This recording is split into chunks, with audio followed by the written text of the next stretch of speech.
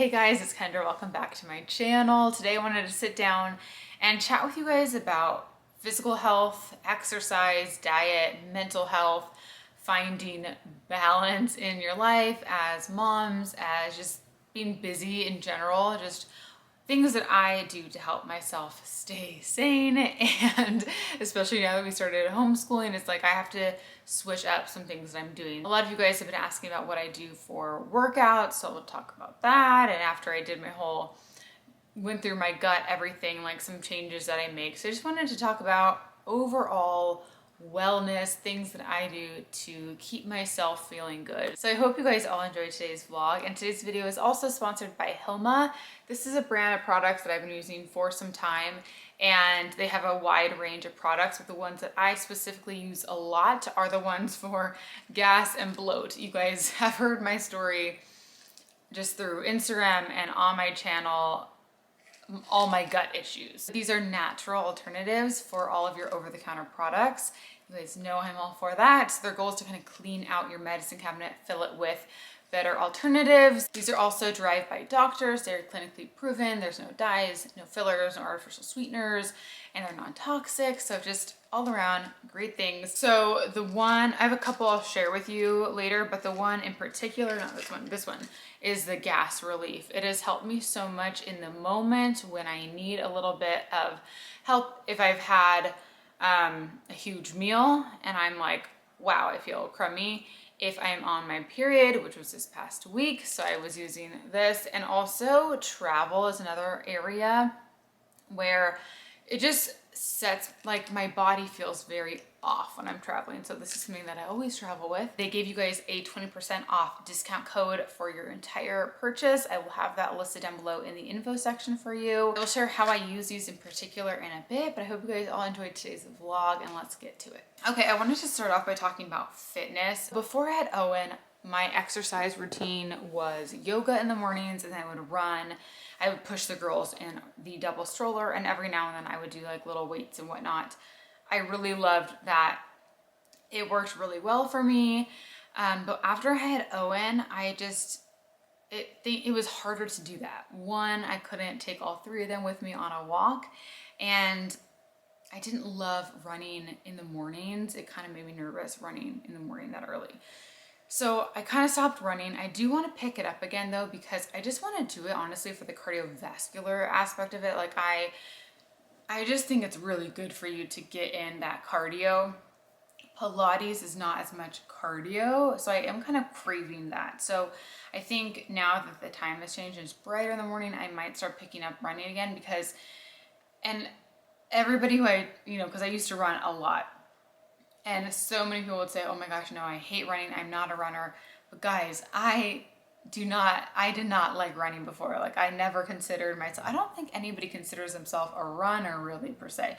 I guess if you like run in races, but that is not me. Like, races terrify me. You don't have to run super fast. Go at your own pace. Start with a walk run. Just run a little bit, and then if you're like super tired, just start walking, and you build up the endurance, and slowly over time you'll be able to run for the whole run. But something about just putting in your headphones and being outside, treadmills are not for me. Like, I need to be outside. That is just so liberating to me, and it just is really great. Like, now that I'm talking about it, I like miss going on runs. So maybe this is holding me accountable, and I will start doing this soon, because it's a great feeling. What I would do is I'd wake up early before anybody would be awake, and I would put on my workout clothes and just get out the door. Like, don't give yourself any time to make coffee or do anything, because you will find an excuse to not go. I would just force myself to get out of the house, and then once you're out there with your headphones in, you're good to go. The reason I did pick up running in the first place was because Andrew was like, well, what I wanted out of working out after I had the girls was to tighten this area. Like, when you have babies, that's the girls' door. They're doing quiet time right now. But after babies, your skin is so stretched, and you just want to tighten that up. So the only way to get to that point is to do cardio. And running for me was the kind of only option with them when they were little, because I could just put them in the stroller and run and push them. But now I go when Andrew's home, and I'll go by myself. But pushing a stroller, a double stroller, I mean, that, like, my arms were ripped when I would push them in the stroller. So that was really good. But yoga, I didn't do yoga necessarily for like to get in shape. It was just honestly more for mental clarity. I loved waking up and having that peaceful, quiet time. And it just was really nice. So over the years, my schedule's changed, the amount of children I have has changed, and you just have to kind of figure out what types of workouts will work for you and your family, how you can fit them in.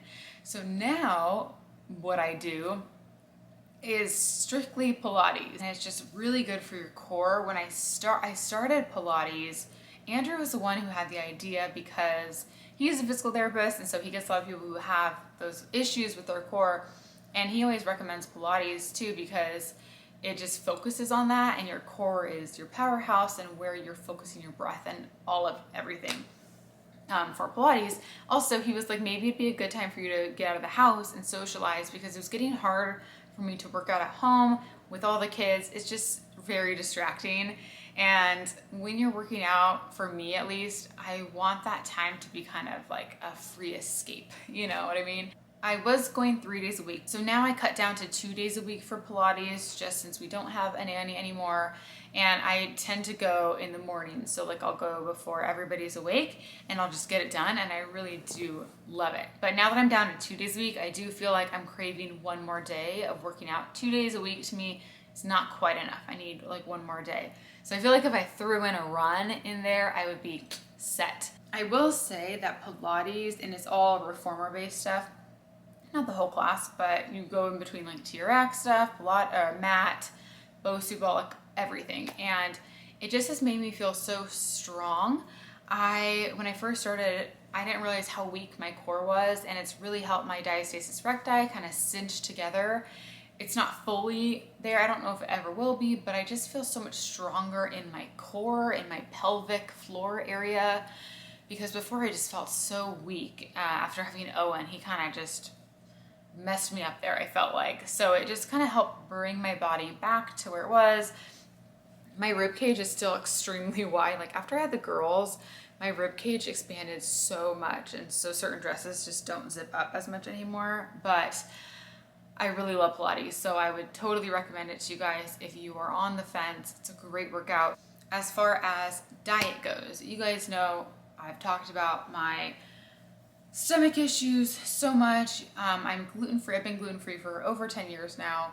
But besides just that, because I don't really eat any gluten anymore, but I still was getting gassy and bloated and all of that. So I really, over these past few months, have tried to clean up my diet, quit a lot of the processed foods, quit a lot of sugar, and start cooking more of my meals.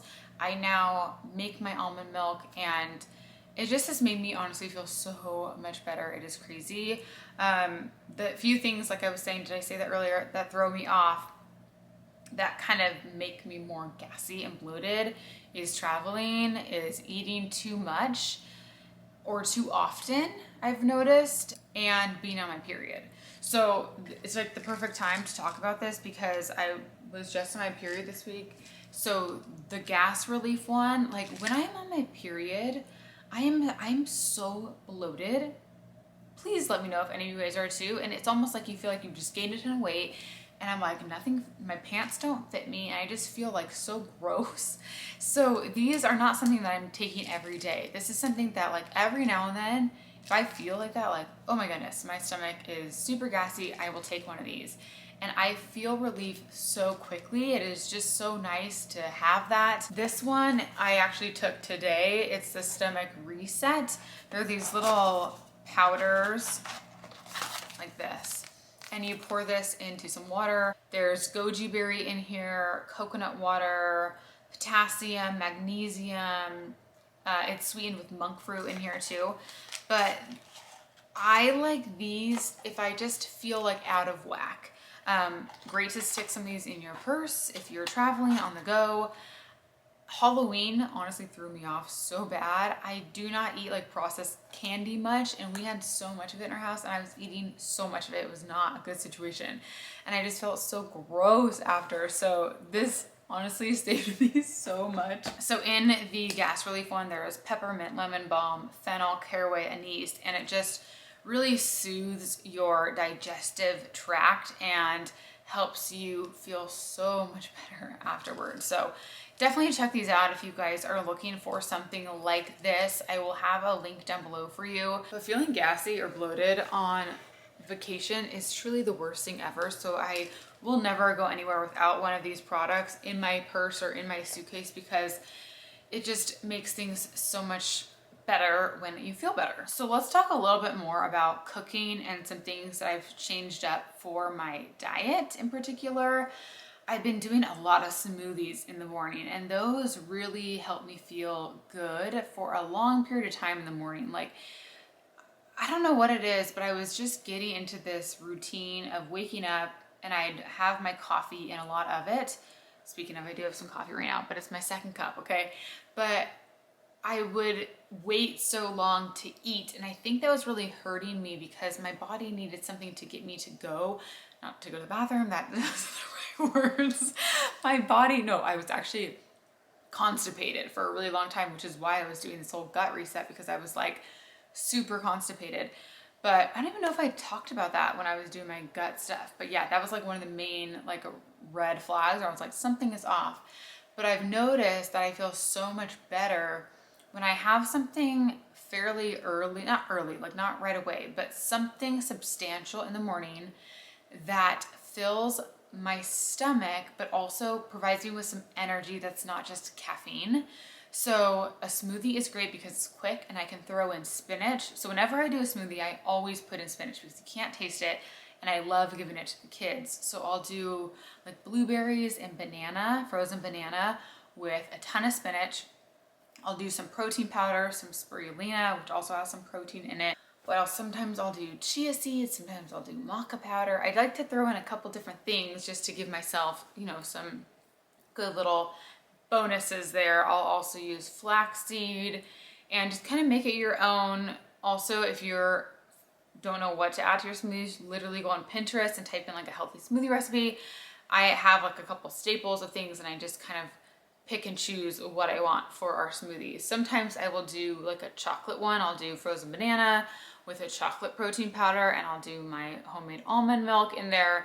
And it's just a quick way to get a lot of protein and to fill me up, but it's easy. And I think that's the reason why I always skip breakfast, is because I never wanted to cook. Like I don't want to just cook right away in the morning, you know?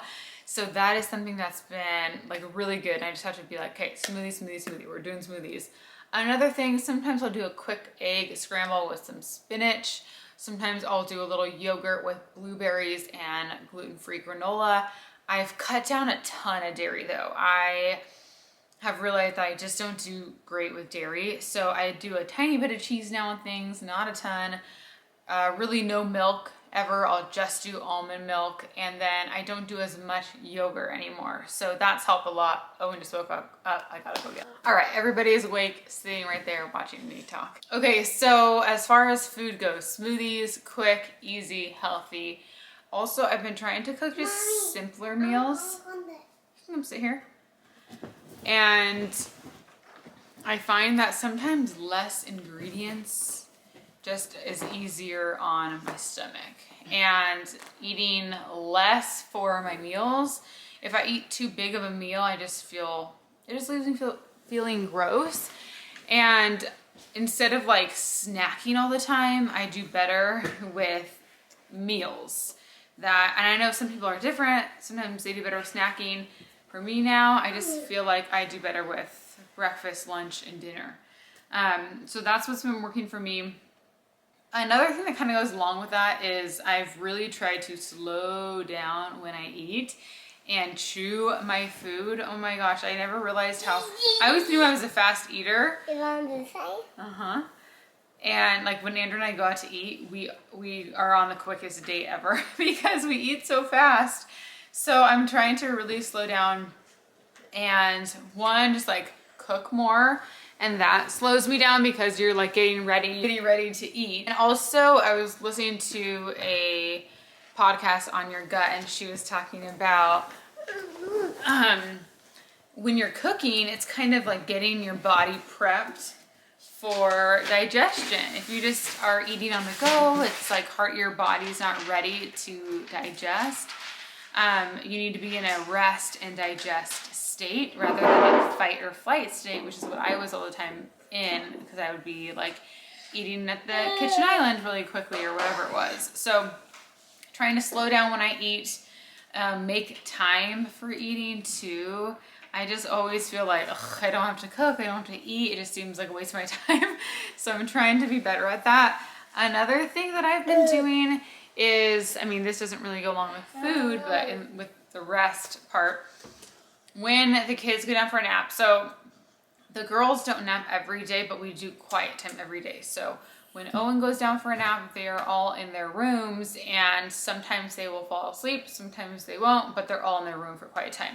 So usually what I would do is power through and get as much as I possibly could done while they nap. But lately, what I've been trying to do is to take, even if it's just 5 minutes during that time, but take a few minutes without my phone, without anything, social media, TV, a podcast, like silence, and go outside. And I will just sit there. And I don't know where I heard this from. Maybe it was a podcast, I think. And it has helped so much. It gives me just time to decompress. And like when you're, you know, with your kids all day long, it just feels very like nonstop, and you're just in this constant like state of being like, sometimes it can feel anxious or whatever it is. But having that little bit of time outside, just sitting, allows me to reset my body, not my body, reset my mind almost, like mentally. It like gets me back to where I need to be. And then when they are awake, I have more patience with them, just because I took a little time solo for myself. And it's just been really great and really essential. And a couple homeschool moms have given me just really good insight on that, saying like their kids' nap time, quiet time, they really have to force themselves to sometimes just rest during that time. Rather, you know, there's going to be a million things you could do on your to-do list, but sometimes it's better for everything if you just take a moment to chill out. And yeah, that's been really, really good. Another thing that goes along with that is, I think when I did my whole like analyzing my diet and how I'm feeling and everything, it also showed me that I need to be more in charge of how I feel. Like sometimes you can just feel like, oh, I have so much to do. This is happening. Like it's all these external things that you can't control, but a lot of it you can control. And what I have realized is that I don't ask for solo time, like from Andrew, where he is so good at being like, hey, I gotta go do this, or this is happening, or whatever. Like him making plans with friends. Like he is just very good at that. I am not good at that. I will, oh, that's so cute. Yeah. That is like the last thing I will prioritize. I'll be like, no, I gotta clean the kitchen. Like that is a legit answer I will give to Andrew when he's like, hey, why don't you do this? I'm like, no, I gotta do this instead. So I'm really trying hard to let like the cleaning stuff go and ask for time. Be like, hey, I'm gonna go out for an hour. And just to like with homeschool, you know, we're all together all the time, and I think it's just really important for me going forward to make sure that I'm like in a good place to be the best mom and teacher for them that I can be. So giving myself permission, oh, scratch your back, to, you know, have some solo time, I think is really, really important. Another thing I wanted to touch on is the low FODMAP diet, because I had mentioned that in a few videos a couple months ago.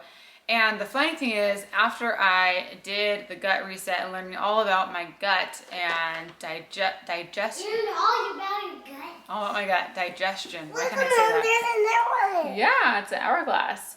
Look. Is that those foods, like onions, garlic, the things that I was cutting out because they can be hard to digest, broccoli, like those are all crucial for your microbiome and for your good bacteria. And I was cutting so many of those out because I was like, oh, I don't want to get a stomach ache. But once I started to notice things that I should not be eating, like all the processed foods and sugar and everything, I started healing my gut more, and now I can eat all those things again and I feel completely fine. So when I was talking to the nutritionist about all this stuff, she was saying how the low FODMAP can be kind of like a band-aid to your actual issue, whatever you're struggling with.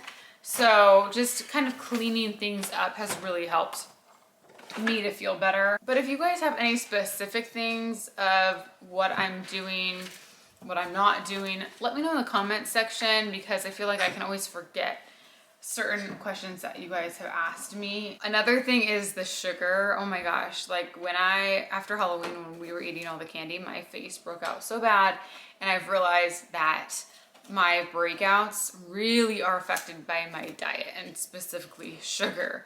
So I'm trying really hard to watch that, and it's crazy how like you just get all these cravings when you're in a routine of eating sugar. It's like you want it all the time. I am starting to do my gua sha more often too, my gua sha stone, and it feels so good on your face, and I get all of my tension. It holds it all in my jaw. Oh, that's for that game. And so I've been doing that at night, and it also helps just to smooth out your face. It helps with fine lines, with wrinkles, and just tension that you do hold in your face. So I've been loving my gua sha stones. What? That's for the game. I'll show you how to use it, okay? All right, so I'm gonna go play some games with these kids, and I will see you guys all very soon. Bye.